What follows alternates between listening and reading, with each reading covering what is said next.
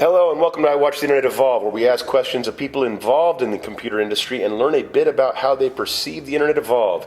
My name is Greg Hancock, and today we're speaking with Mr. Alan Trevethan of House Trevethan. Welcome. So when was the first time you actually touched a computer? What kind of computer was it? It was a TRS-80. I was 8 years old, and I had to learn BASIC. My father brought it home. Oh, your dad brought it home. My dad brought it home, gave me the box, and said, have fun.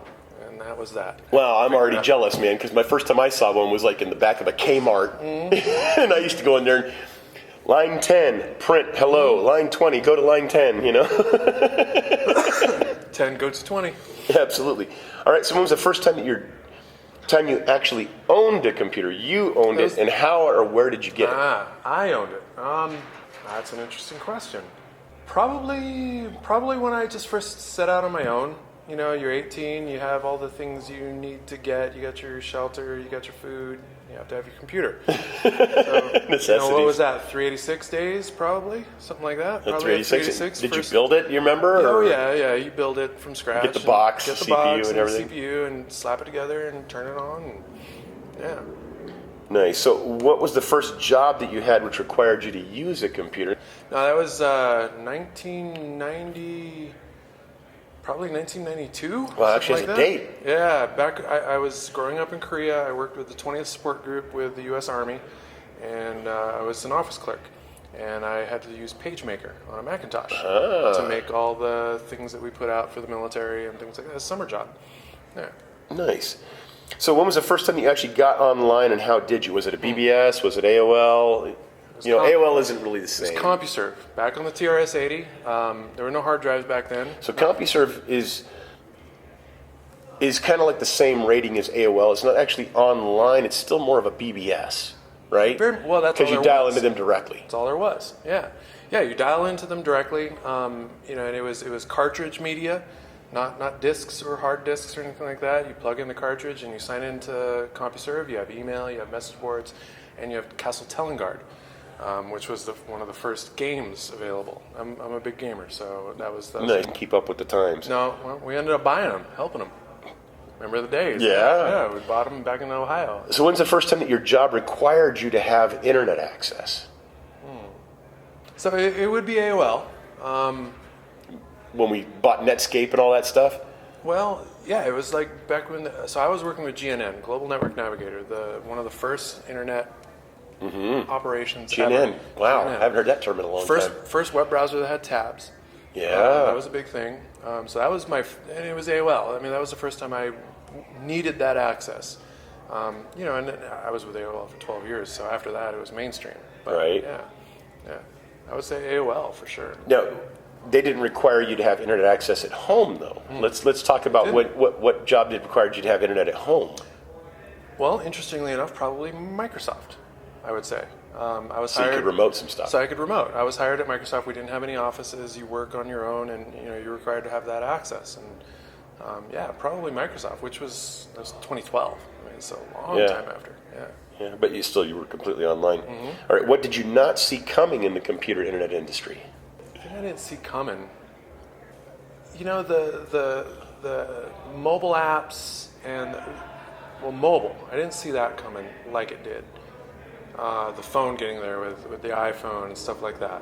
Having an actual computer in your pocket. I always thought it'd be a separate application. Yeah, Mike Martin and I were talking about that too. That your phone has more computing power than the entire floor of AOL when we started there. It's arguable. That's arguable. You know what I mean? It's right up there. It's right up there for sure. I mean, and it had more power than we used to go to the moon, which I absolutely my watch does. Yeah, exactly.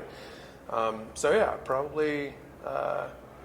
What was the question again? What did you not see coming in the computer internet industry? Yeah, the democratization of technology. So now, and we're building a business on this. Now, everybody can put something out there. It's not hard. The barrier to entry is very low to get something out there, and I didn't see that level of democratization coming. And I'm happy it's here, but it's really changed the landscape. Right? Yeah, see, and that's right up there with Drew's answer is social media. I mean, for me, when I was growing up, and it's like computers and working at America Online, it was like information and games. That was the number one thing. I didn't want to know how to connect with my friends. Yeah. We were already connected because we were talking. I remember playing Mech Warrior or whatever at work, right? And we figure out how to battle it out. I mean, it's when See You See Me hit. Remember See You See Me? Uh-huh. Yeah, when that finally hit, and when the radio hit, when we were able to listen to music on the internet and music on your computer even. But not the first couple. Well, with the thing with the radio though, I remember telling my friends, I can listen to music on my computer. Yeah. And they were like, "You mean like the radio?" And nobody got it. At that point, nobody got it. No, I can tune into exactly what I want, exactly. But now we can pick and choose from that. It's the on demand, it's insane. And we're a step the closer. first few stages to replicators, Yeah, we're right? a step closer to matter synthesis. And once we get that, man, we're all in. Absolutely. So where do you think computers and the internet are going to evolve in the next 10 to 20 years? Well, the computing power will just get faster. We got quantum computing coming, and it's going to get. What's that going to make? Well, that's going to make so the decisions and the things. Siri work better? No, yeah, of course, absolutely.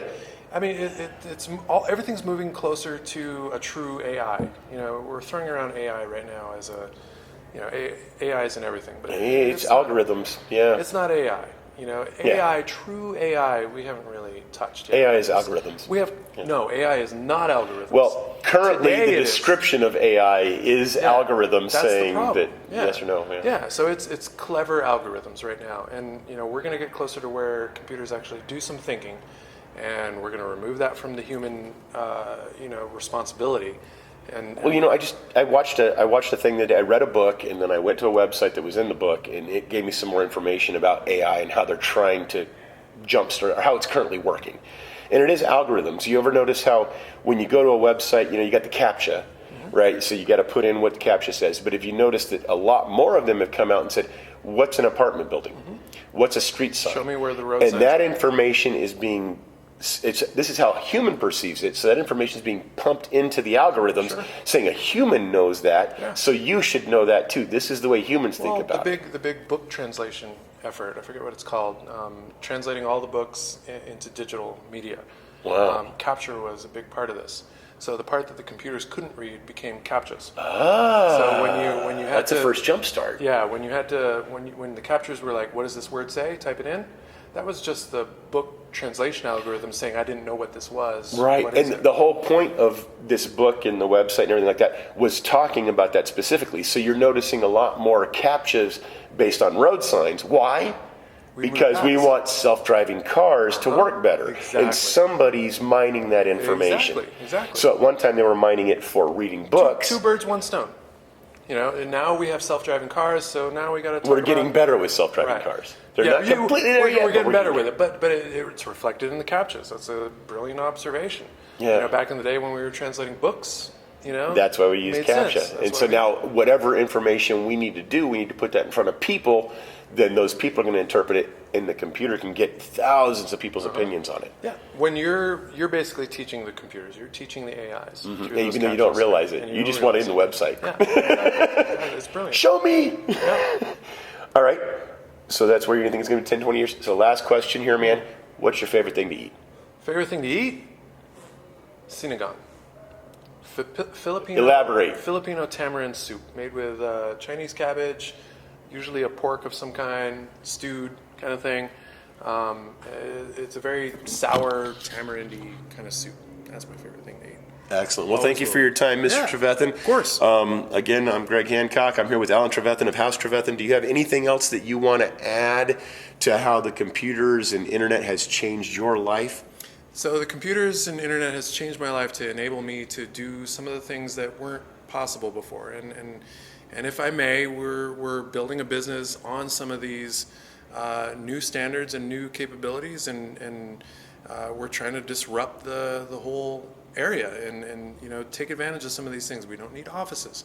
We don't need vacation time. We don't need sick time. We don't need all these industrial era trappings that we're still stuck with. And we're in business to change that. So yeah. Fantastic. Well, thank you for your time, sir. Have a good day. Cheers. You too.